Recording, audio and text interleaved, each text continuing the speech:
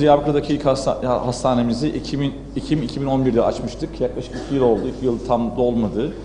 Bu süre zarfında yaklaşık 400 bin kişiye hizmet verdik Diyarbakır'da. Yaklaşık 13.500 civarında ameliyat yaptık. 150 bin civarında da branş spesifik işlem yaptık. Ve gördük ki Diyarbakır halkı bizi seviyor. Bize iyi hizmet verdiğimiz sürece, kaliteli hizmet verdiğimiz sürece, iyi hekimlerle, iyi hasta bakımıyla beraber başarılı olduğumuzu ve olacağımızı gördük. O anlamda ikinci bir hastane arayışına girdik.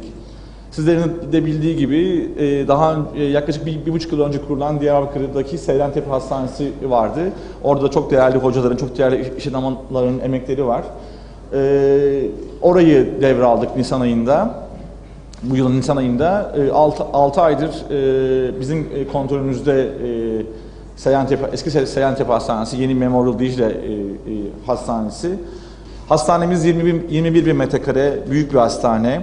138 tane yatağı var ki bu yatakların 66 tanesi yoğun bakım yatağı. Yani zor, kompleks işlemlerin yapılacağı bir hastane olacak Memorial Dicle Hastanesi.